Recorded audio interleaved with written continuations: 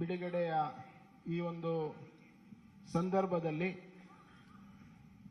ವೇದಿಕೆ ಮೇಲಿರುವಂಥ ಎಲ್ಲ ಗಣ್ಯರನ್ನ ಹಾಗೂ ಅತಿಥಿಗಳನ್ನ ಸ್ವಾಗತಿಸಬೇಕು ಅಂತ ಹೇಳಿ ನಾನು ಪ್ರಣಾಳಿಕೆಯ ಸಂಚಾಲನಾ ಸಮಿತಿಯ ಸಂಚಾಲಕರಾದಂಥ ಡಾಕ್ಟರ್ ಕೆ ಸುಧಾಕರ್ ಅವರನ್ನ ನಮ್ಮೆಲ್ಲರನ್ನು ಕೂಡ ಸ್ವಾಗತಿಸಬೇಕು ಈ ಒಂದು ಪ್ರಣಾಳಿಕೆ ಬಿಡುಗಡೆಗೆ ಅಂತೇಳಿ ಡಾಕ್ಟರ್ ಸುಧಾಕರ್ ಅವರನ್ನು ನಾನು ಸ್ವಾಗತಿಸ್ತಾ ಇದ್ದೀನಿ.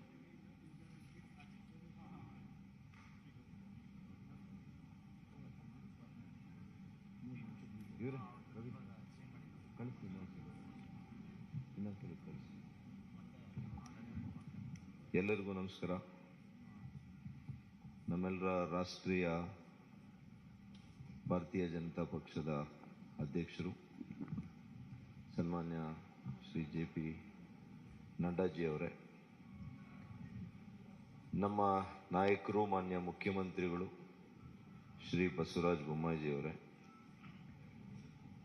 ಅದೇ ರೀತಿ ನಮ್ಮ ಹಿರಿಯ ನಾಯಕರು, ನಮ್ಮ ನಿಕಟಪೂರ್ವ ಮುಖ್ಯಮಂತ್ರಿಗಳು ಆಗಿರ್ತಕ್ಕಂಥ ಶ್ರೀ BS ಯಡಿಯೂರಪ್ಪಾಜಿ ಅವರೇ, ಅದೇ ರೀತಿ ನಮ್ಮ ರಾಜ್ಯ BJPಯ ಅಧ್ಯಕ್ಷರಾಗಿರ್ತಕ್ಕಂಥ ಮಾನ್ಯ ಶ್ರೀ ನಳಿನ್ ಕುಮಾರ್ ಕಟೀಲ್ ರವರಿಗೆ ಕೂಡ ಈ ಸುದ್ದಿಗೋಷ್ಠಿಗೆ ಸ್ವಾಗತವನ್ನು ಬಯಸ್ತೇನೆ. ನಮ್ಮ ಕೇಂದ್ರ ಸಚಿವರು ನಾಯಕರು ಆಗಿರ್ತಕ್ಕಂಥ ಶ್ರೀ ಪ್ರಹ್ಲಾದ್ ಜೋಶಿರವರಿಗೆ ಕೂಡ ಸ್ವಾಗತವನ್ನು ಬಯಸ್ತೇನೆ. ಮಾಜಿ ಕೇಂದ್ರ ಸಚಿವರು, ಮಾಜಿ ಮುಖ್ಯಮಂತ್ರಿಗಳು ಆಗಿರ್ತಕ್ಕಂಥ ಶ್ರೀ DV ಸದಾನಂದ ಗೌಡರವರಿಗೆ ಕೂಡ ಸ್ವಾಗತವನ್ನು ಬಯಸ್ತೇನೆ. ಮಾಜಿ ಸಚಿವರು, ಹಿರಿಯ ನಾಯಕರು ಆಗಿರ್ತಕ್ಕಂಥ ಈಶ್ವರಪ್ಪನವರು, ಹಿರಿಯ ಸಚಿವರು, ಆತ್ಮೀಯರು ಆಗಿರ್ತಕ್ಕಂಥ ಶ್ರೀ R ಅಶೋಕ್ರವರು, ಮಾನ್ಯ ಕೇಂದ್ರ ಸಚಿವರಾಗಿರ್ತಕ್ಕಂಥ ಶ್ರೀ ಎ ನಾರಾಯಣ ಸ್ವಾಮಿ ಅವರು, ಮಾನ್ಯ ಕೇಂದ್ರ ಸಚಿವರಾಗಿರ್ತಕ್ಕಂಥ ಕುಮಾರಿ ಶೋಭಾ ಕರಂದ್ಲಾಜೆ ರವರು, ಮಾನ್ಯ ಸಚಿವರಾಗಿರ್ತಕ್ಕಂಥ ಶ್ರೀ B ಶ್ರೀರಾಮುಲು ಅವರು, ಮಾಜಿ ಸಚಿವರು, ಹಿರಿಯ ನಾಯಕರಾಗಿರ್ತಕ್ಕಂಥ ಶ್ರೀ ಅರವಿಂದ್ ಲಿಂಬಾವಳಿ ಅವರು, ವಿಧಾನ ಪರಿಷತ್ನ ಸದಸ್ಯರಾಗಿರ್ತಕ್ಕಂಥ ಶ್ರೀ ಚೆಲುವಾದಿ ನಾರಾಯಣ ಸ್ವಾಮಿ ಅವರು, ವಿಧಾನ ಪರಿಷತ್ನ ಸದಸ್ಯರಾಗಿರ್ತಕ್ಕಂಥ KS ನವೀನ್ ಹಾಗೂ ಸಹ ಸಂಚಾಲಕರು ಈ ಪ್ರಣಾಳಿಕೆಯಲ್ಲಿ, ಅವ್ರಿಗೂ ಕೂಡ ನಾನು ಸ್ವಾಗತವನ್ನು ಬಯಸ್ತಾ, ಮತ್ತೊಬ್ಬರು ಕೇಂದ್ರ ಸಚಿವರು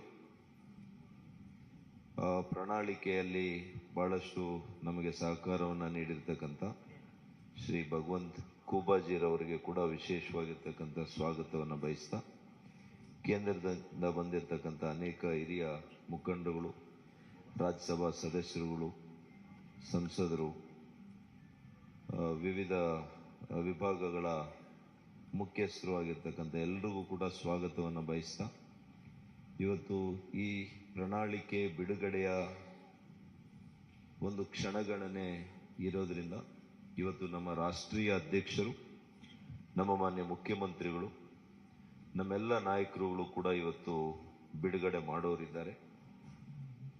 ಇವತ್ತು ತಾವೆಲ್ಲ ಕೂಡ ಈ ಸುದ್ದಿಗೋಷ್ಠಿಗೆ ಬಂದಿರೋದಕ್ಕೆ ಎಲ್ಲ ಮಾಧ್ಯಮ ಸ್ನೇಹಿತರಿಗೆ ನಾನು ವಿಶೇಷವಾಗಿರ್ತಕ್ಕಂಥ ಸ್ವಾಗತವನ್ನು, ಅಭಿನಂದನೆಗಳನ್ನು ಸಲ್ಲಿಸ್ತೇನೆ.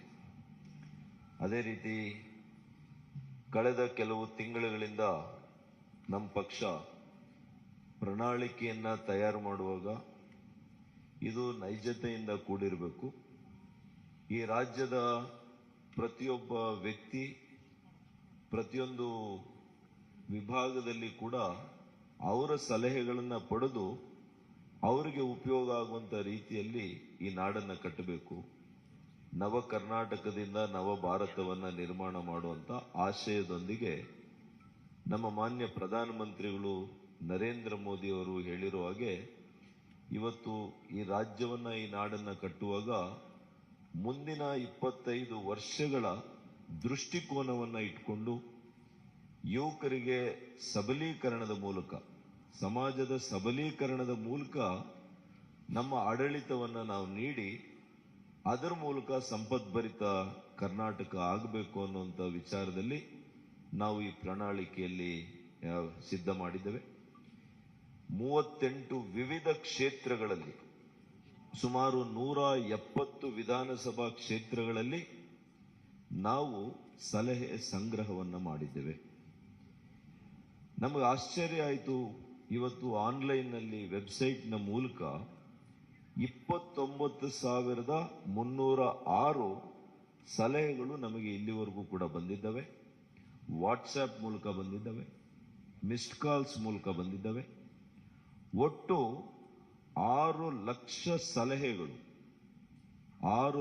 ಸಲಹೆಗಳು ಇವತ್ತು ಇಡೀ ರಾಜ್ಯದಿಂದ ನಮ್ಮೆಲ್ಲ ಏನು ವಿಜಯ ಸಂಕಲ್ಪ ಯಾತ್ರೆ ಕೈಗೊಂಡಾಗ, ಬೂತ್ ಅಭಿಯಾನ ಕೈಗೊಂಡಾಗ, ನಮ್ಮ ವಿಧಾನಸಭೆ ಕ್ಷೇತ್ರದಲ್ಲಿ ನಾವು ಸಲಹಾ ಸಂಗ್ರಹ ಸಮಿತಿ ಸಭೆಗಳನ್ನು ಕೈಗೊಂಡಾಗ ಇವೆಲ್ಲ ಸಲಹೆಗಳು ಕೂಡ ನಮಗೆ ಬಂದಿದೆ. ನಾನು ಕೇಂದ್ರ ಸಚಿವರಿಗೆ, ಕೇಂದ್ರ ನಾಯಕರಿಗೆ ಈ ಸಂದರ್ಭದಲ್ಲಿ ಅಭಿನಂದನೆ ಸಲ್ಲಿಸ್ತೇನೆ. ಸುಮಾರು 17 ರಾಷ್ಟ್ರೀಯ ನಾಯಕರು ಕೂಡ ಈ ನಮ್ಮ ಪ್ರಣಾಳಿಕೆ ಸಿದ್ಧ ಮಾಡುವಂತ ಸಭೆಗಳಲ್ಲಿ ಅವರು ಭಾಗವಹಿಸಿದ್ರು.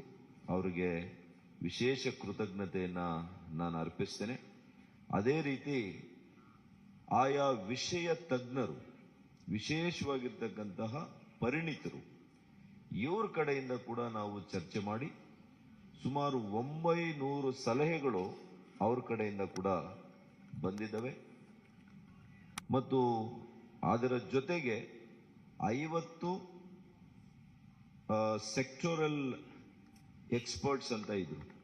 ಅವ್ರ ಕಡೆಯಿಂದ ಕೂಡ ನಾವು ಅವರವರ ಕ್ಷೇತ್ರದಲ್ಲಿ ಯಾವ ರೀತಿ ನಮ್ಮ ರಾಜ್ಯಕ್ಕೆ ಒಳಿತಾಗುತ್ತೆ, ಅದು ರೈತರಿಗೆ, ಕೂಲಿ ಕಾರ್ಮಿಕರಿಗೆ, ಬಡವರಿಗೆ, ಇವತ್ತು ಮಕ್ಕಳ ಆರೋಗ್ಯ ವಿಚಾರದಲ್ಲಿ, ಪ್ರತಿಯೊಂದು ಕ್ಷೇತ್ರದಲ್ಲಿ ಕೂಡ ಯಾವ ರೀತಿ ನಾವು ಬದಲಾವಣೆಯನ್ನು ತರಬಹುದು, ಯಾವ ರೀತಿ ಈ ರಾಜ್ಯದ ಪ್ರಗತಿಯನ್ನ ಮತ್ತಷ್ಟು ಉತ್ತುಂಗಕ್ಕೆ ತೆಗೆದುಕೊಂಡು ಹೋಗ್ಬೋದು ಅನ್ನುವಂಥ ನಿಟ್ಟಿನಲ್ಲಿ ವಿಚಾರ ಮಾಡಿ, ಬೇರೆ ಪಕ್ಷಗಳ ರೀತಿಯಲ್ಲಿ ಸುಳ್ಳು ಭರವಸೆಗಳನ್ನು ಕೊಡದೆ, ಇವತ್ತು ಬಿಜೆಪಿಯ ಭರವಸೆ ಮಾನ್ಯ ನರೇಂದ್ರ ಮೋದಿಯವರು ಕಳೆದ 9 ವರ್ಷಗಳು ನಿರಂತರವಾಗಿ ಏನು ಕಾರ್ಯಕ್ರಮಗಳು ಕೊಟ್ಟಿದ್ದಾರೆ, ಈಗಾಗಲೇ ಈ ಎಲ್ಲ ಕಾರ್ಯಕ್ರಮಗಳು ಜನರ ಮನೆ ಬಳಿಗೆ ಇವತ್ತು ತಲುಪಿದೆ.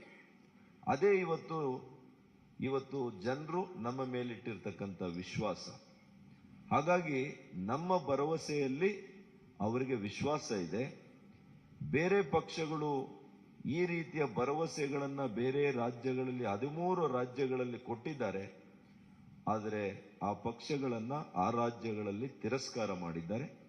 ಯಾಕೆ ಅಂದ್ರೆ ಅವರುಗಳ ಮೇಲಾಗ್ಲಿ, ಅವರ ಭರವಸೆಗಳ ಮೇಲಾಗ್ಲಿ ಯಾವುದೇ ಇವತ್ತು ವಿಶ್ವಾಸ ಜನರಿಗೆ ಈ ದೇಶದಲ್ಲಿಲ್ಲ. ಯಾವ ರಾಜ್ಯಗಳಲ್ಲಿ ಅವರು ಆಡಳಿತಕ್ಕೆ ಬಂದಿದ್ದಾರೆ, ಉದಾಹರಣೆಗೆ ರಾಜಸ್ಥಾನ, ಮಧ್ಯಪ್ರದೇಶ, ಸ್ವಲ್ಪ ದಿನ ಮಹಾರಾಷ್ಟ್ರದಲ್ಲಿ, ಅಲ್ಲಿ ಅವರು ಕೊಟ್ಟಂತ 5 ವರ್ಷಗಳ ಹಿಂದೆ ಕೊಟ್ಟಂತ ಭರವಸೆಗಳಲ್ಲಿ ಒಂದು ಭರವಸೆ ಕೂಡ ಅದು ಈಡೇರಿಸಲಿಕ್ಕೆ ಅವ್ರ ಕೈಲಿ ಆಗಿಲ್ಲ. ಹಾಗಾಗಿ ಅವರು ಜನರ ದಿಕ್ಕನ್ನ ತಪ್ಪಿಸುವಂತ ಕೆಲಸ ಅವರು ಮಾಡಿರೋದ್ರಿಂದ ಇವತ್ತು ಜನರು ಅವರನ್ನ ಯಾರು ಕೂಡ ವಿಶ್ವಾಸಕ್ಕೆ ತೆಗೆದುಕೊಳ್ಳುವಂತ ಪ್ರಶ್ನೆ ಇಲ್ಲ.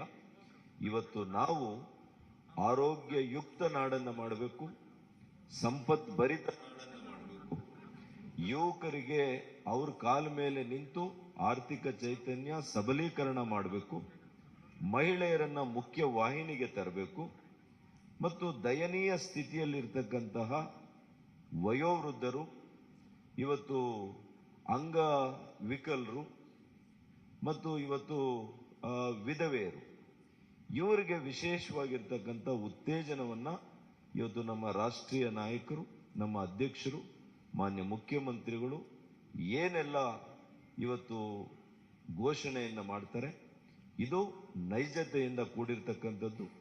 ನಮ್ಮ ಆರ್ಥಿಕ ಸ್ಥಿತಿಗತಿಗಳನ್ನು ಅರ್ತಿರ್ತಕ್ಕಂಥ ಮಾನ್ಯ ಮುಖ್ಯಮಂತ್ರಿಗಳು ಇದನ್ನ ವಿಶೇಷವಾಗಿ ಗಮನವನ್ನು ಇಟ್ಟು ಕಾರ್ಯಕ್ರಮವನ್ನು ರೂಪಿಸಿದ್ದಾರೆ. ಇವತ್ತು ಮಹಿಳೆಯರಿಗೆ ಏನಿವತ್ತು ಸಿಲಿಂಡರ್ ಬೆಲೆ ಇರ್ಬೋದು, ಅದಕ್ಕೆ ಯಾವ ರೀತಿ ಅದನ್ನ ಇವತ್ತು ಮಾಡಬೇಕು ಪ್ರಣಾಳಿಕೆ ಅನ್ನುವಂಥದ್ದನ್ನ ಇದೆಲ್ಲವನ್ನು ಕೂಡ ನಾವು ಉದ್ದೇಶ ಮಾಡಿ ನಾವು ಮಾಡಿದ್ದೇವೆ. ಈಗ ಕ್ಷಣಗಣೆಯಲ್ಲಿ ತಕ್ಷಣ ನಮ್ಮ ರಾಷ್ಟ್ರೀಯ ಅಧ್ಯಕ್ಷರು ಪ್ರಣಾಳಿಕೆಯ ಮುಖ್ಯ ಅಂಶಗಳನ್ನು ಇವತ್ತು ಘೋಷಣೆ ಮಾಡ್ತಾರೆ, ಮಾನ್ಯ ಮುಖ್ಯಮಂತ್ರಿಗಳು ಘೋಷಣೆ ಮಾಡ್ತಾರೆ. ನಾನು ಈ ಪ್ರಣಾಳಿಕೆ ಸಿದ್ಧತೆ ಮಾಡೋದ್ರಲ್ಲಿ ನನ್ನ ಸಹ ಸಂಚಾಲಕರು, ನಮ್ಮ ಸಚಿವರು, ನಮ್ಮೆಲ್ಲ ಕೆಲವು ಕ್ಷೇತ್ರದ ಪರಿಣಿತರು ಕೂಡ ವಿವಿಧ ಪ್ರಕೋಷ್ಠಗಳಲ್ಲಿ ಕೆಲಸ ಮಾಡಿ ಅನುಭವ ಇರತಕ್ಕಂಥವರು ನನ್ನ ಜೊತೆ ಸುಮಾರು 16 ಜನ ಇದ್ರು. ಅವ್ರಿಗೆಲ್ರಿಗೂ ಕೂಡ ನಾನು ವಿಶೇಷವಾಗಿರ್ತಕ್ಕಂಥ ಕೃತಜ್ಞತೆಯನ್ನ, ಅಭಿನಂದನೆಯನ್ನ ಸಲ್ಲಿಸ್ತೇನೆ. ಮತ್ತು ನಮ್ಮ ಎಲ್ಲ ಹಿರಿಯ ನಾಯಕರು ನಮಗೆ ಮಾರ್ಗದರ್ಶನ, ಸಲಹೆ, ಸೂಚನೆಯನ್ನ ಕೊಟ್ಟು ಇವತ್ತು ಈ ರಾಜ್ಯದ ಪ್ರಣಾಳಿಕೆ, ಭಾರತೀಯ ಜನತಾ ಪಕ್ಷದ ಪ್ರಣಾಳಿಕೆ ಮುಂದೆ ಈ ರಾಜ್ಯವನ್ನ ಕಟ್ಟುವಂತಹ ಒಂದು ಅದ್ಭುತವಾಗಿರ್ತಕ್ಕಂಥ ಪ್ರಣಾಳಿಕೆ ಆಗುತ್ತೆ.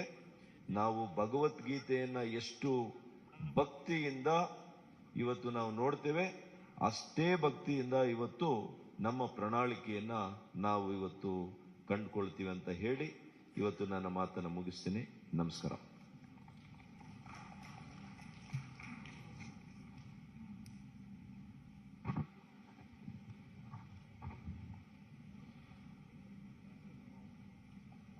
ಈಗ ನಾನು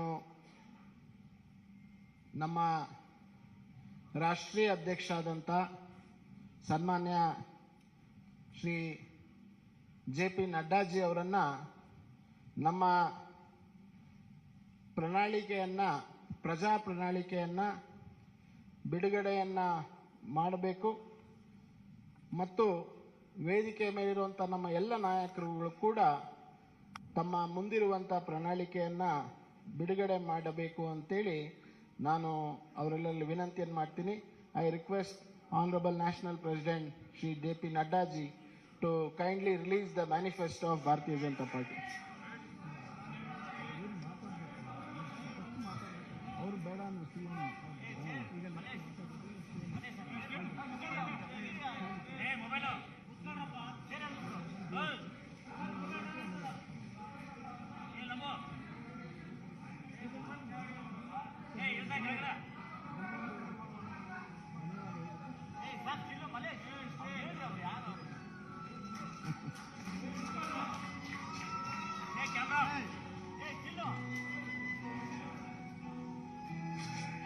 ಸರಿ ಸರ್.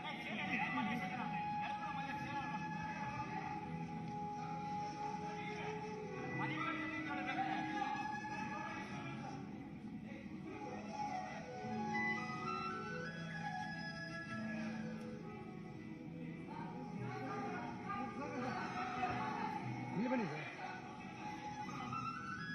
ಅಣ್ಣ ಒಂದು ಸರಿ ಒಂದು ಸರಿ ಸರ್,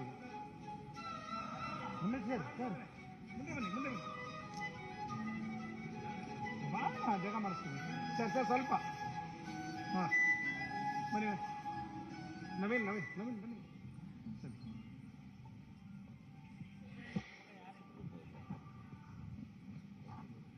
ಪ್ರಣಾಳಿಕೆಯ ಬಿಡುಗಡೆಯನ್ನು ಮಾಡಿದಂಥ ಎಲ್ಲ ನಮ್ಮ ನಾಯಕರಿಗೆ, ಮಾನ್ಯ ರಾಷ್ಟ್ರೀಯ ಅಧ್ಯಕ್ಷರಿಗೆ ಧನ್ಯವಾದಗಳನ್ನು ತಿಳಿಸ್ತಾ, ಈಗ ತಮ್ಮೆಲ್ಲರೂ ಉದ್ದೇಶಿಸಿ ಮಾನ್ಯ ಮುಖ್ಯಮಂತ್ರಿಗಳಾದಂಥ ಶ್ರೀ ಬಸವರಾಜ ಬೊಮ್ಮಾಯಿ ಅವರು ಉದ್ದೇಶಿಸಿ ಮಾತನಾಡಬೇಕು ಅಂತೇಳಿ ವಿನಂತಿಯನ್ನ ಮಾಡ್ತೇನೆ.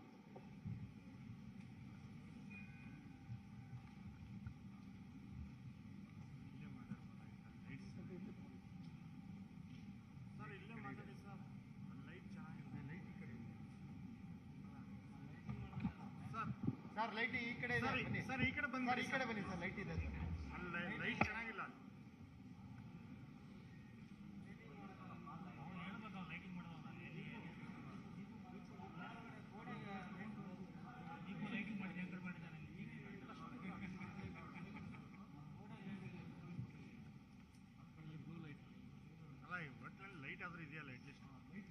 ನಮ್ಮೆಲ್ಲರ ನಾಯಕರು, ರಾಷ್ಟ್ರೀಯ ಭಾರತೀಯ ಜನತಾ ಪಕ್ಷದ ಅಧ್ಯಕ್ಷರಾದಂಥ ಸನ್ಮಾನ್ಯ ಶ್ರೀ JP ನಡ್ಡಾಜಿಯವರೇ, ರಾಜ್ಯದ ಭಾರತೀಯ ಜನತಾ ಪಕ್ಷದ ಅಧ್ಯಕ್ಷರಾದಂಥ ನಳಿನ್ ಕುಮಾರ್ ಕಟೀಲ್ ಅವರೇ, ನಮ್ಮೆಲ್ಲರ ಹಿರಿಯ ನೆಚ್ಚಿನ ನಾಯಕರಾದಂಥ ಶ್ರೀ BS ಯಡಿಯೂರಪ್ಪಜಿಯವರೇ ಹಾಗೂ ಮಾಜಿ ಮುಖ್ಯಮಂತ್ರಿಗಳಾದಂಥ ಸದಾನಗೌಡಜಿಯವರೇ ಹಾಗೂ ನಮ್ಮ ಕ್ಯಾಂಪೇನ್ ಕಮಿಟಿಯ ಅಧ್ಯಕ್ಷರಾದಂಥ ಶ್ರೀಮತಿ ಶೋಭಾ ಕರಂದ್ಲಾಜೆಯವರೇ, ಅಶೋಕ್ ಅವರೇ ಮತ್ತು ಈ ಪ್ರಣಾಳಿಕೆಯ ಸಮಿತಿಯ ಸಂಚಾಲಕರಾಗಿ ಕೆಲಸ ಮಾಡಿದಂಥ ಡಾಕ್ಟರ್ ಸುಧಾಕರ್ ಅವರೇ, ವೇದಿಕೆ ಮೇಲೆ ಇರುವಂಥ ಎಲ್ಲ ಹಿರಿಯ ನಾಯಕರೇ, ಇಲ್ಲಿ ಅಪಾರ ಸಂಖ್ಯೆಯಲ್ಲಿ ನೆರೆದಿರುವಂಥ ನನ್ನ ಮಾಧ್ಯಮದ ಸ್ನೇಹಿತರು, ಭಾರತೀಯ ಜನತಾ ಪಕ್ಷ the party with the difference. ಈ ಹಿನ್ನೆಲೆಯಲ್ಲಿ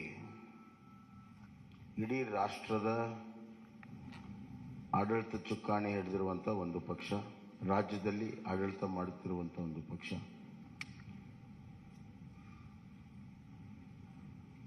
ರಾಷ್ಟ್ರದ ರಾಜಕಾರಣದಲ್ಲಿ ಭಾರತೀಯ ಜನತಾ ಪಕ್ಷ ಬಹಳ ದಿಕ್ಕಸೂಚಿಯ ಪಾತ್ರವನ್ನು ಆಡ್ತಾ ಇದೆ. ಇಂಥ ಒಂದು ಸಂದರ್ಭದಲ್ಲಿ ನಮಗೆ ದೇಶವನ್ನು ಗಮನದಲ್ಲಿಟ್ಕೊಂಡು, ರಾಜ್ಯವನ್ನು ಗಮನದಲ್ಲಿಟ್ಕೊಂಡು ಇವತ್ತು ನಾವು ಪ್ರಣಾಳಿಕೆಯನ್ನು ಮಾಡಬೇಕಾಗುತ್ತೆ ಮತ್ತು ಆಡಳಿತವನ್ನು ಕೂಡ ನಾವು ಮಾಡಬೇಕಾಗುತ್ತೆ. We believe in strong state that will lead to a strong center. ಅತ್ಯಂತ ಪ್ರಬಲವಾಗಿರುವಂಥ ರಾಜ್ಯಗಳ ಒಕ್ಕೂಟವೇ ಪ್ರಬಲ ರಾಷ್ಟ್ರ ಆಗಕ್ಕೆ ಸಾಧ್ಯ ಅನ್ನುವಂಥದ್ದು. ಹೀಗಾಗಿ ಕರ್ನಾಟಕದ ಅಭಿವೃದ್ಧಿ ಮತ್ತು ಕರ್ನಾಟಕದಲ್ಲಿರುವಂಥ ಆಡಳಿತದ ವ್ಯವಸ್ಥೆ, ಸಾಮಾಜಿಕ ವ್ಯವಸ್ಥೆ ರಾಜ್ಯದ ಮೇಲೆ ಅಷ್ಟೇ ಅಲ್ಲ, ರಾಷ್ಟ್ರದ ಮೇಲೂ ಕೂಡ ಪರಿಣಾಮ ಬೀರ್ತವೆ ಅಂತ ನಾನು ಭಾವಿಸಿ ಪ್ರಜಾ ಪ್ರಣಾಳಿಕೆಯನ್ನು ನಾವು ಮಾಡಿದ್ದೇವೆ. ಪ್ರಜಾ ಪ್ರಣಾಳಿಕೆ ಅಂದರೆ ಪೀಪಲ್ಸ್ ಮ್ಯಾನಿಫೆಸ್ಟೋ. ಇದು ಒಂದು ರೀತಿಯಲ್ಲಿ ನಮ್ಮ ಡಾಕ್ಟರ್ ಸುಧಾಕರ್ ಅವರ ನೇತೃತ್ವದಲ್ಲಿ ಒಂದು ಒಳ್ಳೆಯ ತಂಡ ಕಳೆದ 3 ತಿಂಗಳಿಂದ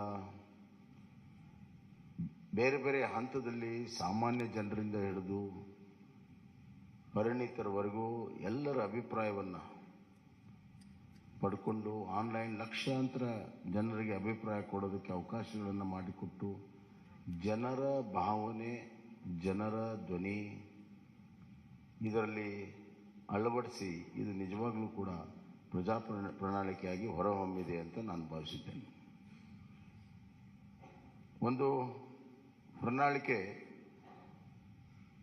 ಇದೊಂದು ರಾಜ್ಯ ಸರ್ಕಾರಕ್ಕೆ ಮುಂದೆ ನಡೆಯುವಂಥ ದಾರಿ ಮತ್ತು ದಿಕ್ಕನ್ನು ತೋರಿಸುವಂಥದ್ದು.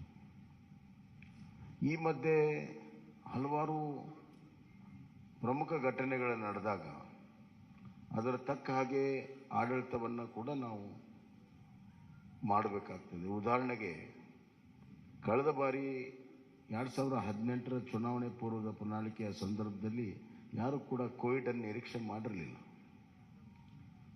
ಸುಮಾರು 2 ವರ್ಷ ಕೋವಿಡಿನ ನಿರ್ವಹಣೆ, ಆರ್ಥಿಕ ಕುಸಿತ, ಈ ಮಧ್ಯೆ ಕೇವಲ ಆರ್ಥಿಕ ಕುಸಿತ ಅಷ್ಟೇ ಅಲ್ಲ, ಜನರ ಜೀವನ ಅಸ್ತವ್ಯಸ್ತ, ಇವುಗಳನ್ನು ನಿಭಾಯಿಸುವುದು ನಮ್ಮ ಪ್ರಾಮುಖ್ಯತೆ ಆಗಿತ್ತು. ಹೀಗಾಗಿ ಈ ಬಾರಿ ಆ ಎಲ್ಲ ಅನುಭವಗಳನ್ನು ಇಲ್ಲಿ ಕ್ರೋಢೀಕರಿಸಿ ನಾವು ಇವತ್ತು ಪ್ರಜಾ ಪ್ರಣಾಳಿಕೆಯನ್ನು ಮಾಡಿದ್ದೇವೆ. ಇದರಲ್ಲಿ ನಾವು ಕೃಷಿಗೆ ಬಹಳಷ್ಟು ಒತ್ತನ್ನು ಇವತ್ತು ನಾವು ಕೊಟ್ಟಿದ್ದೇವೆ. ಕೃಷಿ ನಮ್ಮ ಪ್ರಮುಖವಾಗಿರುವಂಥ ಒಂದು ಚಟುವಟಿಕೆ, ಆರ್ಥಿಕವಾಗಿರೋ ಚಟುವಟಿಕೆ, ಅತಿ ಹೆಚ್ಚು ಜನರು ತೊಡಗಿಸಿಕೊಂಡಿರುವಂಥ ಒಂದು ಚಟುವಟಿಕೆ. ಹೀಗಾಗಿ ಇವತ್ತು ಕಿಸಾನ್ ಸನ್ಮಾನ್ ಯೋಜನೆಯಿಂದ ಹಿಡಿದು ರೈತ ವಿದ್ಯಾನಿಧಿವರೆಗೂ ಹಲವಾರು ಕೃಷಿ ಯೋಜನೆಗಳನ್ನು ಈಗಾಗಲೇ ನಾವು ಮಾಡಿದ್ದೇವೆ ಮತ್ತು ನಮ್ಮ ಬಜೆಟ್ನಲ್ಲಿಯೂ ಕೂಡ ಕೃಷಿಗೆ ಭಾಳಷ್ಟು ಒತ್ತನ್ನು ಕೊಟ್ಟಿದ್ದೇವೆ. ಶೂನ್ಯ ಬಡ್ಡಿ ಸಾಲವನ್ನು 5 ಲಕ್ಷಕ್ಕೆ ಏರಿಸುವಂಥದ್ದು, ಆವರ್ತ ನಿಧಿ 3600ಕ್ಕೆ ಏರಿಸಿರುವಂಥದ್ದು, ಆಪತ್ಕಾಲದಲ್ಲಿ ರೈತರ ಬೆಳೆದಂಥ ಬೆಳೆಗಳನ್ನು ಖರೀದಿ ಮಾಡಲು, ಮತ್ತು ಇದಲ್ಲದೆ ರೈತರ ವೈಯಕ್ತಿಕವಾಗಿರುವಂಥ ಇನ್ಶೂರೆನ್ಸನ್ನು ಮಾಡಿರುವಂಥದ್ದು, ರೈತರಿಗೆ ಬೀಜ ಗೊಬ್ಬರ ಕೊಡಲು ಸೀಸನ್ಗಿಂತ ಮುಂಚೆ 10,000 ರೂಪಾಯಿ ಕೊಡುವಂಥದ್ದು ಈಗಾಗಲೇ ಬಜೆಟಲ್ಲಿ ಕೂಡ ನಾವು ಘೋಷಣೆಯನ್ನು ಮಾಡಿದ್ದೇವೆ. ಇದಲ್ಲದೆ ಮುಂದಿನ 5 ವರ್ಷದಲ್ಲಿ ನಾವು 1,000 ಕೃಷಿ ಉತ್ಪಾದನಾ ಕೇಂದ್ರಗಳನ್ನು, ಅದರಲ್ಲಿ ಮೀನು ಕೃಷಿ ಉತ್ಪಾದನಾ ಕೇಂದ್ರ ಸಮೇತವಾಗಿ 1,000 ಕೇಂದ್ರಗಳನ್ನು ತೆರೆಯುವಂಥದ್ದು ಮತ್ತು ನಮ್ಮ ನೀರಾವರಿ ಯೋಜನೆಗಳನ್ನು ಪೂರ್ಣ ಮಾಡುವಂಥ ಒಂದು ಸಂಕಲ್ಪ. ಅದಲ್ಲದೆ ಇವತ್ತು ಒಂದು ಆಪತ್ಕಾಲೀನ ಒಂದು ದೊಡ್ಡ ನಿಧಿಯನ್ನು ಸ್ಥಾಪನೆ ಮಾಡಬೇಕನ್ನುವಂಥ ಒಂದು ದೂರದೃಷ್ಟಿಯ ಮಹತ್ವಾಕಾಂಕ್ಷೆಯ ನಮ್ಮ ಅಗ್ರೋ ಫಂಡನ್ನು ಕ್ರಿಯೇಟ್ ಮಾಡುವಂಥದ್ದು ಮತ್ತು ಸಪ್ಲೈ ಚೈನ್ಗಳನ್ನು ಒದಗಿಸುವಂಥದ್ದು. ಅಲ್ಲದೆ ಸಿರಿಧಾನ್ಯಕ್ಕೆ ಹೆಚ್ಚು ಈಗಾಗಲೇ ನಮ್ಮ ರಾಷ್ಟ್ರೀಯ ಮಟ್ಟದಲ್ಲಿ ನಮ್ಮ ಪಕ್ಷ ಮತ್ತು ಸರ್ಕಾರ ನರೇಂದ್ರ ಮೋದಿಜಿಯವರು ಸಿರಿಧಾನ್ಯಕ್ಕೆ ಒತ್ತನ್ನು ಕೊಟ್ಟಿದ್ದಾರೆ. ಸಿರಿಧಾನ್ಯ ಉತ್ಪಾದನೆಗೆ ಅತಿ ಹೆಚ್ಚು ಮಹತ್ವವನ್ನು ಕೊಡುವಂಥ ಕೆಲಸವನ್ನು ಇವತ್ತು ನಾವು ಮಾಡ್ತಾ ಇದ್ದೇವೆ. ಸಾವಯವ ಕೃಷಿಗೆ ಒತ್ತನ್ನು ಕೊಡುವಂಥದ್ದು ಕೂಡ ಈಗಾಗಲೇ ಮಾಡಿದ್ದೇವೆ. ಹೈನುಗಾರಿಕೆ, ಮೀನುಗಾರಿಕೆಗೆ ನಾವು ಇವತ್ತು ಭಾಳ ಮಹತ್ವವನ್ನು ಕೊಟ್ಟಿದ್ದೇವೆ. ಸಾಮಾಜಿಕವಾಗಿ ಬಡವರ ಕಲ್ಯಾಣಕ್ಕಾಗಿ ನಾವು ಭಾಳಷ್ಟು ಮಹತ್ವವನ್ನು ಕೊಟ್ಟಿದ್ದೇವೆ. ಸಬ್ಕೆ ಸಾಥ್ ಸಬ್ಕಾ ವಿಕಾಸ್, ಸಬ್ಕಾ ವಿಶ್ವಾಸ್ ಮತ್ತು ಸಬ್ಕಾ ಪ್ರಯಾಸ್ ಅಂತ ಏನು ಪ್ರಧಾನಮಂತ್ರಿಗಳು ಹೇಳಿದ್ದಾರೆ, ಆ ನಿಟ್ಟಿನಲ್ಲಿ ಇವತ್ತು ಬಡವರಿಗಾಗಿ ವಿಶೇಷವಾಗಿರುವಂಥ ಒಂದು ಕಾರ್ಯಕ್ರಮವನ್ನು ಕೊಟ್ಟಿದ್ದೇವೆ. ಅದರಲ್ಲಿ ಪ್ರಮುಖವಾಗಿ ಇವತ್ತು ನಾವು ನಗರ ಪ್ರದೇಶದಲ್ಲಿ 5 ಲಕ್ಷ ಮನೆ, ಗ್ರಾಮೀಣ ಪ್ರದೇಶದಲ್ಲಿ 10 ಲಕ್ಷ ಮನೆ, ಪರ್ ಯೂನಿಟ್ ಕಾಸ್ಟ್ ಮನೆಯದು 5 ಲಕ್ಷ ರೂಪಾಯಿಗೆ ಏರಿಸಿದ್ದೇವೆ. 2 ಲಕ್ಷದಿಂದ 5 ಲಕ್ಷ ರೂಪಾಯಿಗೆ ಈಗಾಗಲೇ ಇದೆ, ಅದನ್ನು 5 ಲಕ್ಷ ರೂಪಾಯಿಗೆ ಏರಿಸಿದ್ದೇವೆ. ಎರಡನೇದಾಗಿ ಈ ಪೋಷಣಾ ಯೋಜನೆಯಲ್ಲಿ BPL ಕುಟುಂಬಗಳಿಗೆ ಪ್ರತಿದಿನ ಅರ್ಧ ಲೀಟರ್ ನಂದಿನಿ ಹಾಲನ್ನು ಕೊಡುವಂಥದ್ದು. ಇದು 5 kg ಅಕ್ಕಿ ಏನು ಕೊಡ್ತಾ ಇದ್ದೇವೆ, ಅದರ ಜೊತೆಗೆ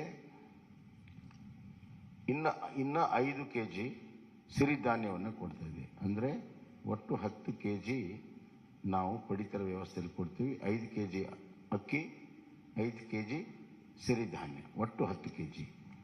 ಅದರ ಜೊತೆಗೆ ಇವತ್ತು ನಾವು ಪೋಷಣಾ ಇದರಲ್ಲಿ ಅರ್ಧ ಲೀಟರ್ ನಂದಿನಿ ಹಾಲನ್ನು ಪ್ರತಿ BPL ಕುಟುಂಬಕ್ಕೆ ಪ್ರತಿ ದಿವಸ ಕೊಡುವಂಥ ವ್ಯವಸ್ಥೆಯನ್ನು ನಾವು ಮಾಡ್ತೇವೆ. ಮತ್ತು ಇದು ಅನ್ನ ಮತ್ತು ಸಿರಿಧಾನ್ಯ ಒಳಗೊಂಡಿರುವಂಥ ಪಡಿತರ ಕಿಟ್ ಇರ್ತದೆ. ಆರೋಗ್ಯಕರವಾದಂಥ ಆಹಾರ ಕೊಡೋದು ಬಹಳ ಮುಖ್ಯ. ಇಲ್ಲಿ ಘೋಷಣೆಗೋಸ್ಕರ ಘೋಷಣೆ ಅಥವಾ ಚುನಾವಣೆಗೋಸ್ಕರ ಘೋಷಣೆ ಮಾಡುವಂಥದ್ದಿಲ್ಲ. ನಾವು ಅದಕ್ಕೆ ಪೈಪೋಟಿ ಇಲ್ಲ. ಸಮತೋಲನದ ಆಹಾರ ಕೊಡೋ ಸಲುವಾಗಿ ಈ ಒಂದು ಕೆಲಸ ಕಾರ್ಯಗಳನ್ನು ನಾವು ಮಾಡಿದ್ದೇವೆ ಅನ್ನುವಂಥ ಮಾತನ್ನು ನಾನು ಹೇಳಕ್ಕೆ ಇಚ್ಛೆಪಡ್ತೇನೆ. ಮತ್ತು ಪ್ರತಿ ಮನೆಗೆ 5 ಲಕ್ಷ ರೂಪಾಯಿ ನೆಟ್ ಕಾಸ್ಟ್ ಈಗಾಗಲೇ ಹೇಳಿದ್ದೀನಿ. ಆರೋಗ್ಯದಲ್ಲಿ ನಾವು ಆಯುಷ್ಮಾನ್ ಭಾರತ ಕರ್ನಾಟಕ ಯೋಜನೆ ಅಡಿಯಲ್ಲಿ ಪ್ರತಿ BPL ಕುಟುಂಬಕ್ಕೆ ವರ್ಷಕ್ಕೆ 10 ಲಕ್ಷ, ಪ್ರತಿ BPL ಕುಟುಂಬಕ್ಕೆ ವಿಮಾ ಮೊತ್ತವನ್ನು 5 ಲಕ್ಷದಿಂದ ಹೆಚ್ಚಿಸುತ್ತೇವೆ.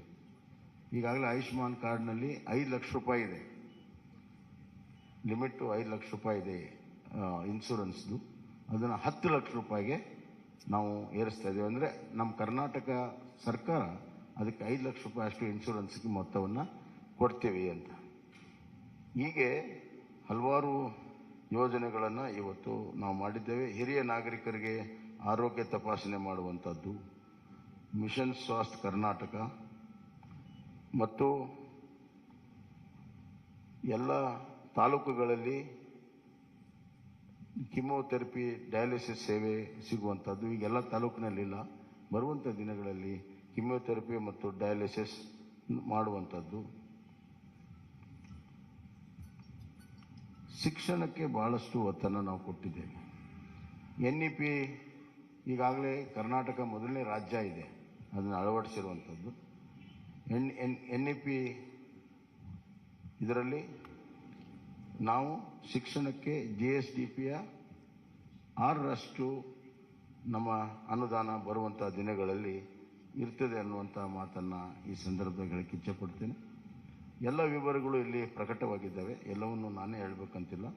ಆದರೆ ಇದು ಜನರಿಂದ ಜನರಿಗೋಸ್ಕರ ಜನಪರವಾಗಿರುವಂಥ ಪ್ರಜಾ ಪ್ರಣಾಳಿಕೆಯನ್ನು ನಾವು ಮಾಡಿದ್ದೇವೆ. ಬರುವಂಥ ದಿನಗಳಲ್ಲಿ ಕಲ್ಯಾಣ ಕರ್ನಾಟಕ ಆಗಬೇಕಾದ್ರೆ ಒಂದು ಕುಟುಂಬ ಶಿಕ್ಷಣ, ಆರೋಗ್ಯ, ಉದ್ಯೋಗ, ಸಂತೋಷವಾಗಿರುವಂಥ ಗಮನದಲ್ಲಿಟ್ಟುಕೊಂಡು ಹಲವಾರು ಯೋಜನೆಗಳನ್ನು ಮಾಡಿದ್ದೇವೆ. ಇದರ ಜೊತೆಗೆ ಆರ್ಥಿಕವಾಗಿ ಎಕನಾಮಿಕಲಿ ಕರ್ನಾಟಕವನ್ನು ಒಂದು ವೈಬ್ರೆಂಟ್ ಸ್ಟೇಟ್ ಮಾಡಬೇಕನ್ನುವಂಥದ್ದು ಕೂಡ ನಾವು ತೀರ್ಮಾನ ಮಾಡಿದ್ದೇವೆ.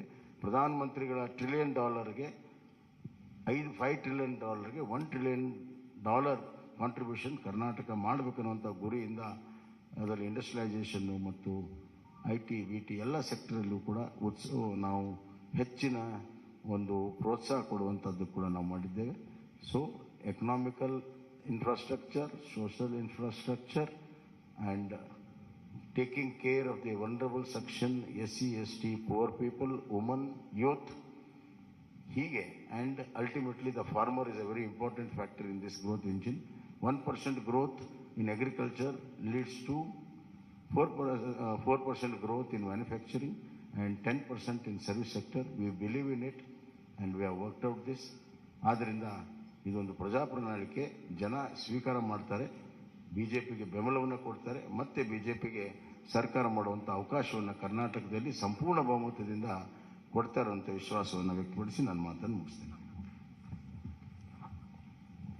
ಸನ್ಮಾನ್ಯ ಮುಖ್ಯಮಂತ್ರಿಗೆ ಧನ್ಯವಾದಗಳನ್ನು ಹೇಳ್ತಾ ಈಗ ನಮ್ಮೆಲ್ಲರೂ ಉದ್ದೇಶಿಸಿ ಸನ್ಮಾನ್ಯ BS ಯಡಿಯೂರಪ್ಪಾಜಿ ಅವರು ನಮ್ಮೆಲ್ಲರೂ ಉದ್ದೇಶಿಸಿ ಮಾತನಾಡಬೇಕು ಅಂತ ನಾವು ವಿನಂತಿ. ಅವರೇ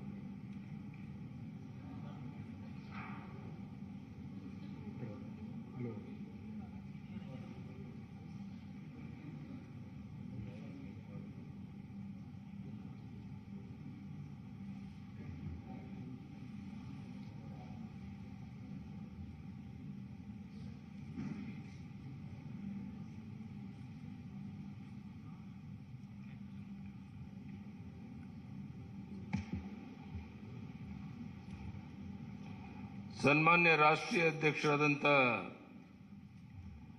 JP ನಡ್ಡಾಜಿಯವರೇ, ಮಾನ್ಯ ನಳಿನ್ ಕುಮಾರ್ ಕಟೀಲ್ ಅವರೇ, ಪ್ರಹ್ಲಾದ್ ಜೋಶಿ ಅವರೇ, R. ಅಶೋಕ್ ಅವರೇ, ಮಾನ್ಯ ಸುಧಾಕರ್ ಅವರೇ, ಶೋಭಾ ಕರಂದ್ಲಾಜೆ ಅವರೇ, ಅರವಿಂದ್ ಲಿಂಬಾವಣಿ ಅವರೇ, ಭಗವಂತ್ ಕೋಬಾ ಅವರೇ, ಚೆಲುವಾದಿ ನಾರಾಯಣ ಸ್ವಾಮಿ ಅವರೇ, ಎಲ್ಲ ಮಾಧ್ಯಮದ ಮಿತ್ರರೇ, ಬಹುಶಃ ಈಗಾಗಲೇ ಮುಖ್ಯಮಂತ್ರಿಗಳು ತಿಳಿಸಿದಂತೆ ಅತ್ಯಂತ ಒಳ್ಳೆಯ ಒಂದು BJP ಪ್ರಜಾ ಪ್ರಣಾಳಿಕೆಯನ್ನು ಇವತ್ತು ಬಿಡುಗಡೆ ಮಾಡಿದ್ದೇವೆ.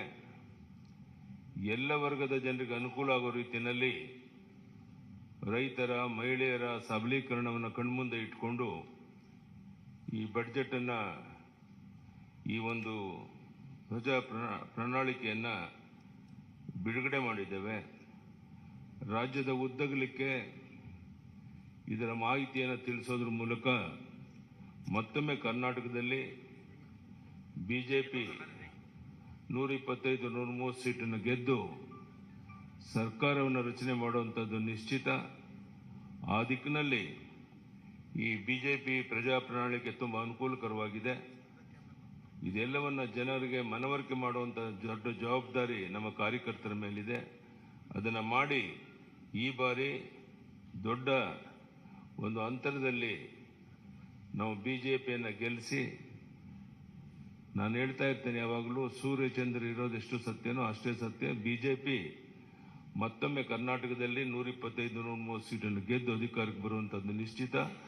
ಅದಕ್ಕೆ ಪೂರಕವಾದಂಥ BJP ಪ್ರಜಾ ಪ್ರಣಾಳಿಕೆಯನ್ನು ಜನ ಸ್ವಾಗತ ಮಾಡ್ತಾರೆ. ಎಲ್ಲ ವರ್ಗದ ಜನರ ಕಣ್ಮುಂದೆ ಇಟ್ಕೊಂಡು ಈ ಪ್ರಣಾಳಿಕೆಯನ್ನು ಬಿಡುಗಡೆ ಮಾಡಿದ್ದೇವೆ. ಇದನ್ನು ಜನ ಸ್ವೀಕಾರ ಮಾಡ್ತಾರೆ ಅಂತ ಹೇಳೋ ವಿಶ್ವಾಸ ನನಗಿದೆ. ರಾಜ್ಯದ ಉದ್ದಗಲಿಕ್ಕೆ ಈ ಪ್ರವಾಸ ಮಾಡುವಂಥ ಸಂದರ್ಭದಲ್ಲಿ ಇಲ್ಲಿರುವಂಥ ನಮ್ಮ ಪ್ರಣಾಳಿಕೆಯ ಪ್ರಮುಖ ವಿಷಯಗಳನ್ನು ಜನರಿಗೆ ಮನವರಿಕೆ ಮಾಡುವಂಥ ಪ್ರಯತ್ನವನ್ನು ಮಾಡ್ತೇವೆ. ಧನ್ಯವಾದ. ನಮಸ್ಕಾರ.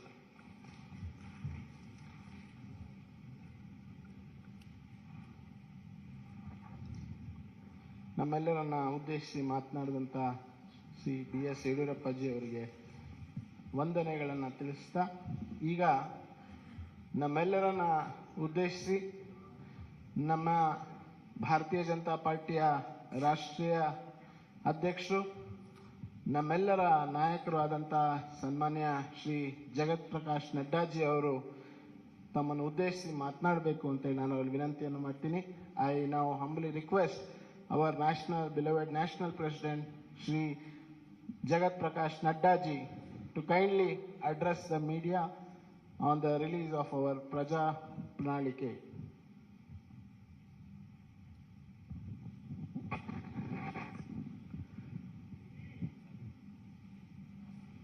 Our very senior leader and the member of the BJP National Parliamentary Board and ex-Chief Minister of Karnataka, respected B.S. Yediyurappa, our very dynamic Chief Minister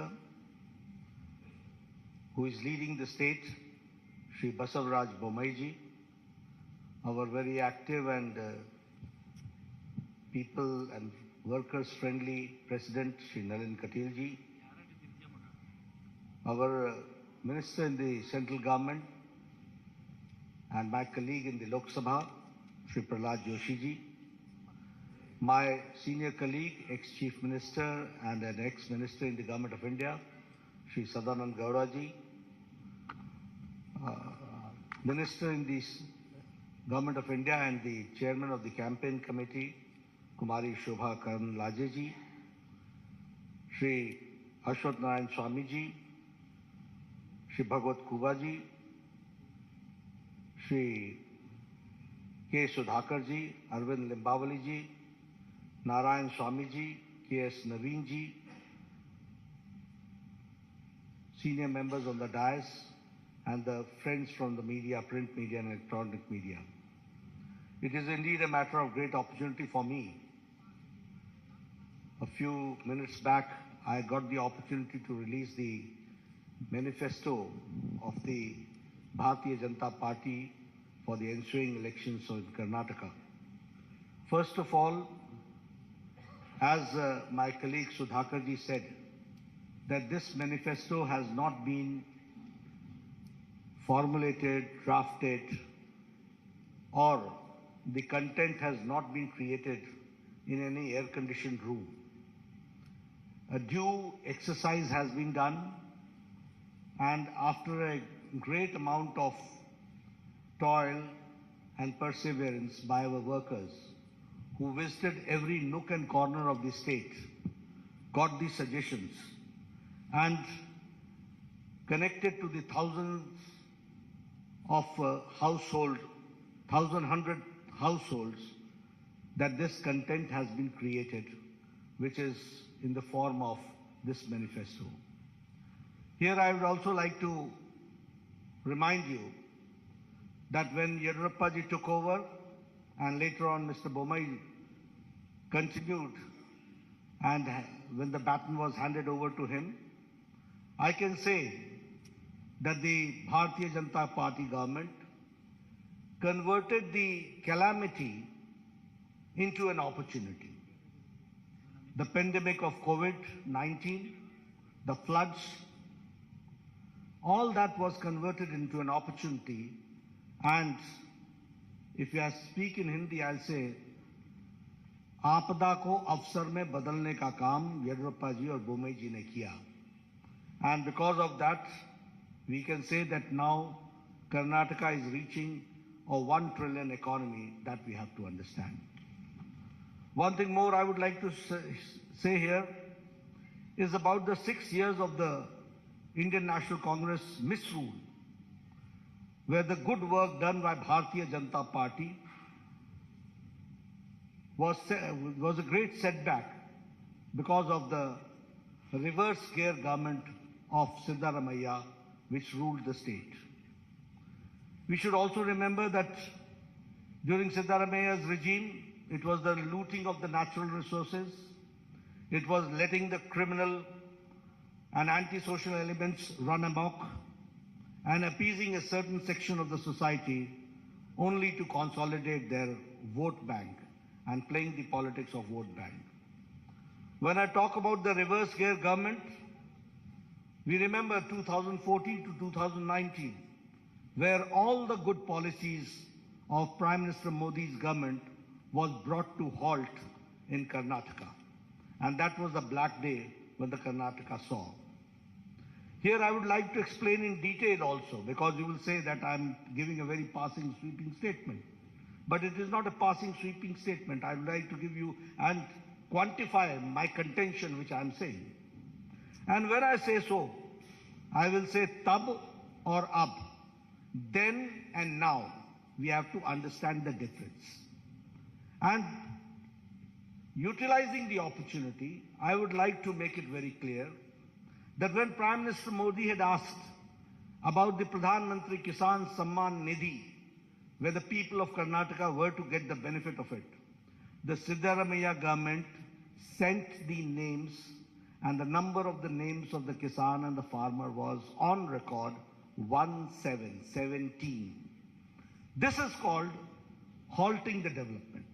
This is called using the brakes and becoming an obstacle between the people and the government of India for the good policies which is being pursued by Prime Minister Modi.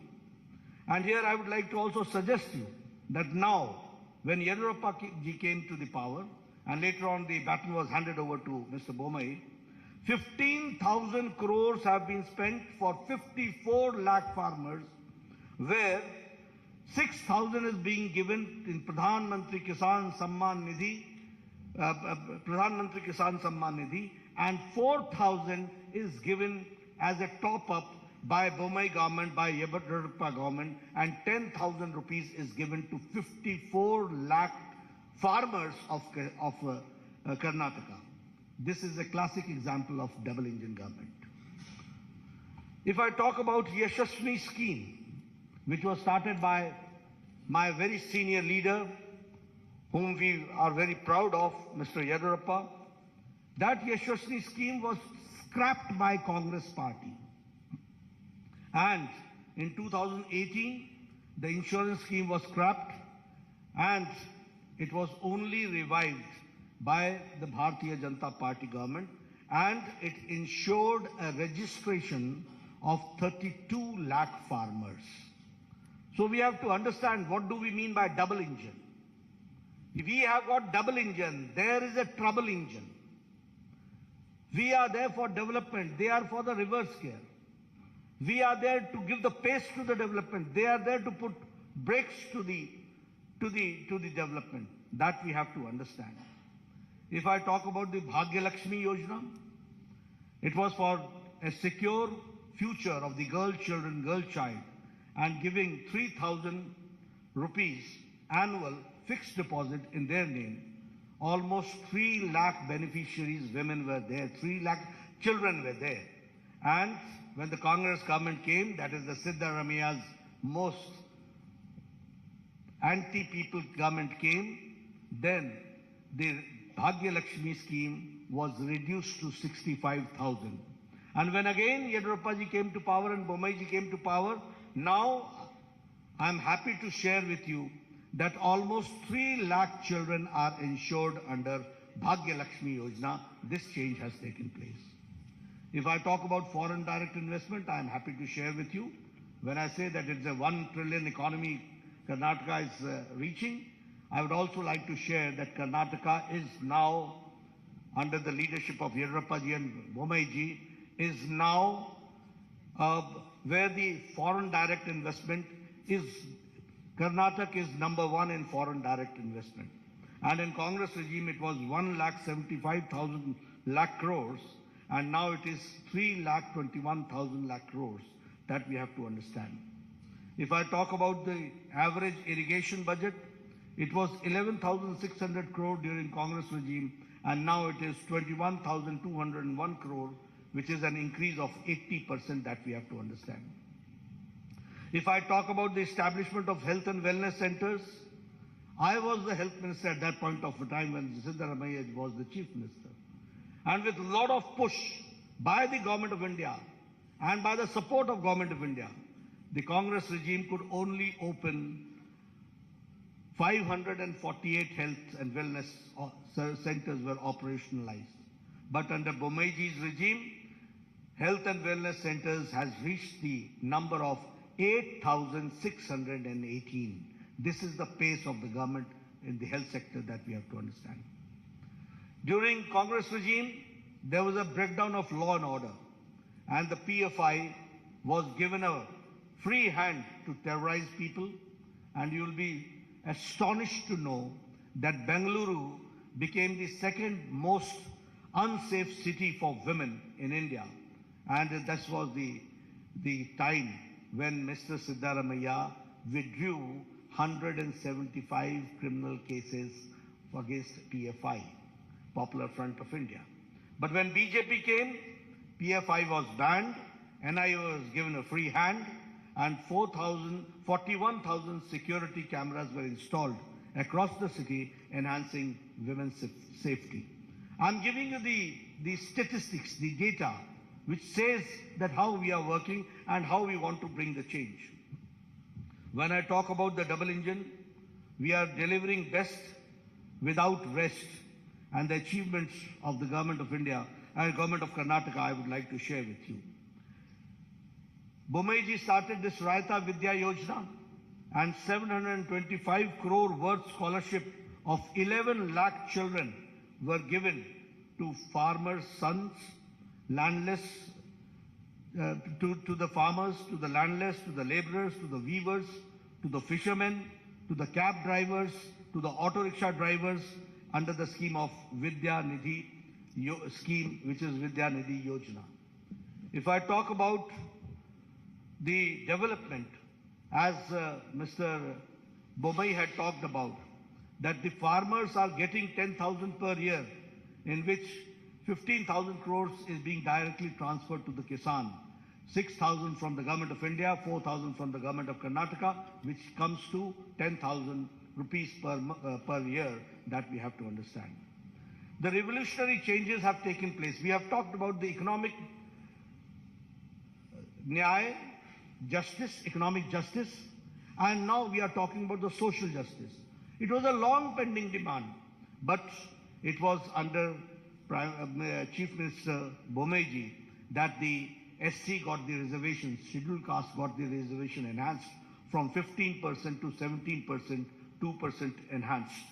And the ST got from 3% to 7% and 4% was enhanced. The Vokalingas reservation was enhanced by 2%. The Lingayats reservation was enhanced by 2% under the 2D category and the Vokalingas in the 2C categories. And here I would like to say, justice to all, appeasement to none. And so the unconstitutional reservation given to minorities was repealed. This we have to understand.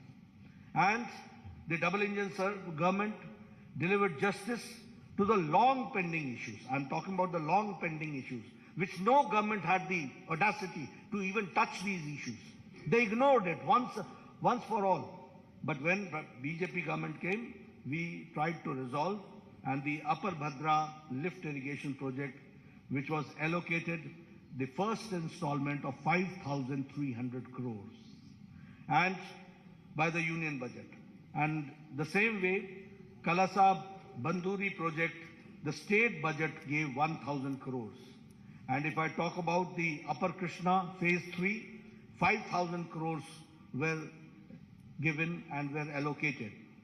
The same way, expedited the Bengaluru suburban railway pending for 40 years, for 4 decades, and 15,000 crores for it was allocated. The same way, the long pending 3,526 unrecorded Lambani Tandas and Kurba Hatis were declared as new revenue villages, and they were given the Hak Patras, which we call as the Haku Patras, and 1,75,000 beneficiaries have benefited out of it. This I'm talking how the long pending, long standing demands have been meted out, that I'm sharing with you. The same way, the 5,000 crore rupees were given to KKRDB in the state budget in this year 2023-24 for formed Kittur Kannada Development Authority. And after Modi government introduced the national education policy in 2020, I would like to share with you that the Karnataka government and the education department, in implementing the national education policy, is number one. That we have to understand. The same way, 1 IIT, 4 medical colleges, 7 medical universities, and 2 triple ITs have also been established in the state of Karnataka. If I talk about the Arogyakara Karnataka, the best state in the country by establishing 8,618 health and wellness centers. 270 sanctioned Namma clinics have started functioning, including 108 in the Bengaluru itself. If I talk about, which Bommai also talked about, is about the 1,38,000 Ayushman Bharat Arogya Karnataka have been issued. Here you see the Ayushman Bharat and the Arogya Karnataka, both together have taken care of the common man, that we have to understand, and 37 lakh poor people have availed this facility. If I talk about the super specialty, you will be astonished to note that the super specialty hospital in Kumta, multi-specialty hospital in Sirsi, 8 super specialty blocks costing 150 crore in Karnataka, Institute of Medical Sciences, Hubli, and critical care blocks in Kolar, in Bagalkot, in Yadgiri, in Gadak, in Chikmagaluru, Ramnagara, Vijayanagara, and Doda Balapura has been established, that we have to understand. If I talk about the Karnataka, which attracted 3.21 lakh, as I said, in the FDI, foreign direct investment. I would like to share with you how things work and how governments work. It was in 2008 that the Shimoga airport, the foundation stone was laid. And in 2013, when Sitaramaiah came, it was full brakes were applied. From 2013 to 2019, not even one brick was put in Shimoga Airport. And in 2019 to 2023, only in a short span of 4 years, Shimoga Airport was dedicated to the people of Karnataka. That we have to understand. If I talk about the airports, certainly I would like to share with you that the Kalaburgi airport is operational, and now 6 airports are being constructed. The same way, Tumkur, Chitradurga, Davangere railway line, Bagalkot, Kudachi and Gadagwadi railway line are expedited. Historic increase in railway budget has been 9 times. That we have to again understand the development part has taken place. The Vande Bharat train, which started in South India from Mysuru, Bangalore to Chennai, is again a very classical example of the development of modern India and the connectivity which we are certainly going to witness, which we have certainly witnessed. We have also, I would like to share here, that we have talked about infrastructure, we have talked about health, we have talked about education, we have talked about social justice, we have talked about economic development, but here we have also taken care of historic steps to protect and revive the glorious culture of Karnataka and the Kannadigas. And for that, Anti-Cow Slaughter Act was passed in 2021. Anti-conversion law was passed in 2022. Undertaking comprehensive development of Anjanadri Hill, which is the birthplace of Anjaneya Swami, Sri Anjaneya Swami, 100 crore has been allocated for it. And the Anubhav Mantapa, 612 crores for the honor of the Sri Basveshwara, and again undertaking the construction of the majestic Rama Mandira at Ramnagara. All this shows how we have tried to revive the historic culture of Karnataka and the pride of the Kannadigas that we have taken care.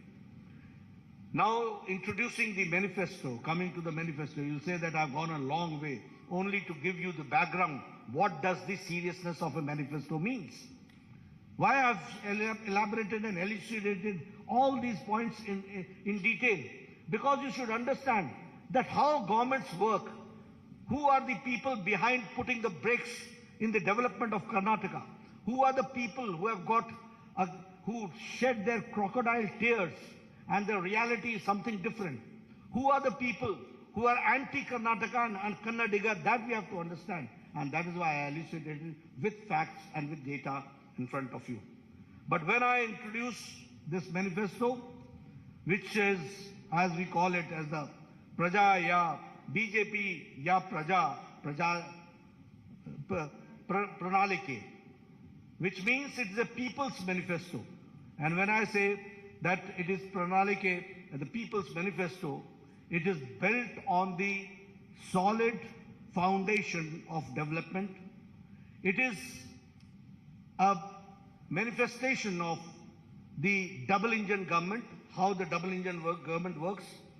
This manifesto is futuristic and is a vision document which fulfills the Prime Minister Modi ji's vision of Viksit Bharat, developed India, and the same way which also shows the prosperity and the Naya Karnataka during the Amrit Kal in the next 25 years. So this is the foundation which we have taken care in this manifesto.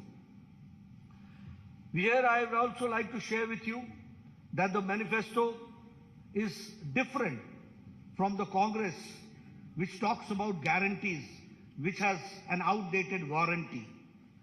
Where everything, they talk about guarantee which has got an outdated warranty. They have never given anything. They have only talked about it. But when we say we mean it, and it is the manifesto, which is forward-looking document, it contains a realistic, achievable promise which will fulfill the aspirations of Karnataka's youth farmer, women, weavers, middle class, SC, ST communities, and also all sections of the society will be taken care. Our manifesto is centered around 6 themes. And these 6 themes are 6A. Number 1 is Anna, which means food security. Number 2 is Akshara, which means quality education. Arogya, which means affordable and accessible health care. Adaya, which means assured income support. And Abhaya, social justice for all. And Aviruddhi means development, prosperity for all. Under these 6 themes, our manifesto is centered around. And through this vision document, we have tried to restore the prosperity of Karnataka and the glory days of the Vijayanagara Empire. That is what we want. And for that, it is the foundation which we are, through this manifesto, we are keeping, and we are trying to see that in the next 25 years, how do we go forward. And when I say so, I would also like to say that it is a double-engine Sarkara, where both the engines, and I will not say only double engine, it is a powerful engine also that we have to understand. We have got double engine, we have got powerful engine, there you had a treble engine, and there you had a reverse gear engine. That you have to understand. And only applying brakes was there. When I talk about the Anna, the food security, we will provide, as Bommai Saab said, that we will be providing 3 free cooking gas cylinders to all BPL families annually, 1 each during the months of Yugadi, during Ganesh Chaturthi and Deepavali. The same way, we will set up an Atal Ahar Kendra in every ward of every municipal corporation in the state to provide affordable, quality and healthy food across the state. We will launch the scheme called Poshana, the scheme through which every BPL household will be provided with a ½ liter Nandini milk every day and 5 kg of Sri Anna, which is the Sri Dhanya, along with 5 kg of rice will be provided to all BPL families in the monthly ration kit. The same way, if I talk about Abhaya, the social justice for all, we will implement uniform civil code in Karnataka based on the recommendations given by a high-level committee which is to constitute for this purpose. We will also launch the Sarva Rigu Suru Yojana, under which Revenue Department will identify and distribute 10 lakh housing sites across the state to all the siteless, homeless beneficiaries. We will also launch the Onake Obava Samajik Nyaya Nidhi, a scheme through which we will provide a matching grant, a deposit of 10,000 on 5-year fixed deposit made under the scheme for women of SC and ST households. Under this scheme of social justice, we will improve the ease of living of the apartment residents in Bengaluru and elsewhere by constituting a Karnataka Residents Welfare Consultative Committee to reform the Karnataka Apartment Ownership Act of 1972 and to modernize the grievance redressal mechanism. If I talk about the Akshara, the third main pillar and the theme, which is the quality education, we will introduce Vishweshwaraya Vidya Yojana, under which state government will partner with individuals and with institutions for holistic upgradation of the government schools and to make them top-class standards. We will launch a Samanvaya scheme which will, in collaboration with SMEs and ITIs, and generate dynamic ecosystem of education and employment for all talented young professionals. We will provide a career support to all aspirational youth for providing financial incentives for students to pursue their coaching in IAS, in KS, in banking and in government jobs. As far as the Arogya is concerned, which we call as the affordable and accessible healthcare, we will strengthen the public healthcare infrastructure through Mission Swasthya Karnataka by establishing one Namma clinic equipped with diagnostic facilities in every ward of municipal corporation. Additionally, we will provide a free and annual master health checkup for senior citizens. For Vriddhi, prosperity and development for all, we will establish SCR, State Capital Region in Bengaluru, encompassing the comprehensive city development strategy, cohesive transportation networks, and cutting-edge digital integration. Transform Karnataka into a premier hub. Electric vehicles will be given their full support, and by setting up charging stations supporting 1,000 startups, we will be supporting 1,000 startups for converting and also converting BMTC buses into fully electric buses and creating EV city outside the Bangalore.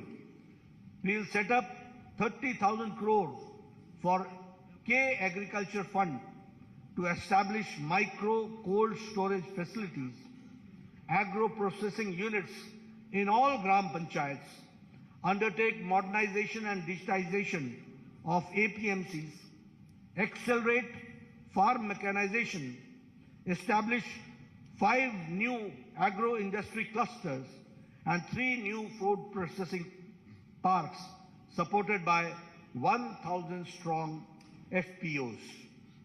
As far as the Adaya is concerned, assured income support, we will allocate 1,500 crore to develop Kalyan Circuit, Banwasi Circuit, Parshurama Circuit, Kaveri Circuit, and Gangapura corridor to transform Karnataka into India's most favored tourist destination. We'll also broaden the scope of the production-linked incentive scheme by incorporating a comprehensive plan that encompasses logistics, industrial clusters, connectivity, and export facilities, generating 10 lakh manufacturing jobs beyond Bengaluru, outside Bengaluru. I'm not talking about Bangalore, but outside in the rural areas that we are going to do. We'll see to it that Karnataka's rich culture and the land of culture is fully enriched and supported by the government schemes. Friends, these are the 6 themes under which we have tried to see to it that all schemes are taken and undertaken and developed.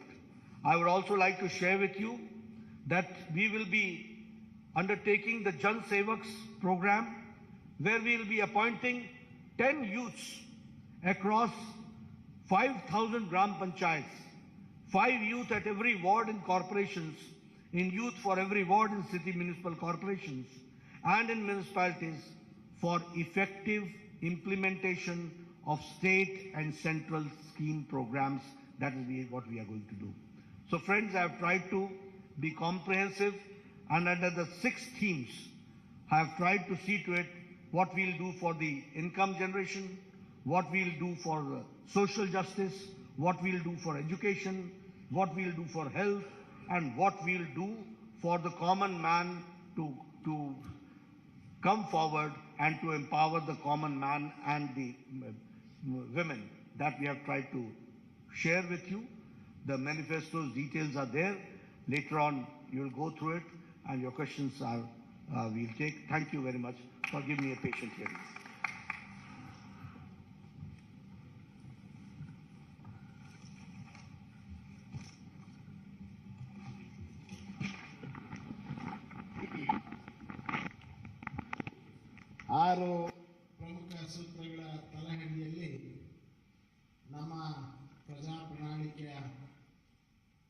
ಇವತ್ತು ಬಿಡುಗಡೆಯನ್ನು ಮಾಡಿ ನಮ್ಮೆಲ್ಲರನ್ನ ಉದ್ದೇಶಿಸಿ ಮಾತನಾಡಿದಂಥ ನಮ್ಮ ರಾಷ್ಟ್ರೀಯ ಅಧ್ಯಕ್ಷರಾದಂಥ ಸನ್ಮಾನ್ಯ Shri JP ನಡ್ಡಾಜಿ ಅವರಿಗೆ ನಾವು ಧನ್ಯವಾದಗಳನ್ನು ಸಮರ್ಪಣೆಯನ್ನು ಮಾಡಿ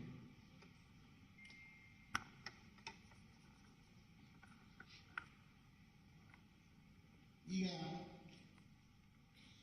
2 ಪ್ರಶ್ನೆಗಳನ್ನು ಕೇಳೋದಕ್ಕೆ ಈಗ ಅವಕಾಶ ರಾಷ್ಟ್ರೀಯ ಅಧ್ಯಕ್ಷ ಜೊತೆಗೆ, ತದನಂತರ ಒಂದು ಪೂರ್ಣ ಪ್ರಮಾಣದ ಪತ್ರಿಕಾಗೋಷ್ಠಿಯನ್ನು ಡಾಕ್ಟರ್ ಸುಧಾಕರ್ ಅವರು, ಶೋಭಾ ಕರಂದ್ಲಾಜೆ ಅವರು, ನಾರಾಯಣ ಸ್ವಾಮಿ ಅವರು, ಭಗವಂತ ಖೂಬ ಅವರು ನಡೆಸಿ ತಮ್ಮೆಲ್ಲರ ಪ್ರಶ್ನೆಗಳಿಗೆ ಉತ್ತರವನ್ನು ಕೊಡಲಿದ್ದಾರೆ.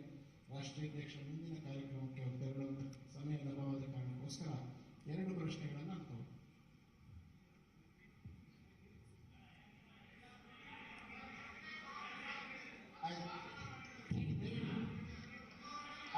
ಹಲೋ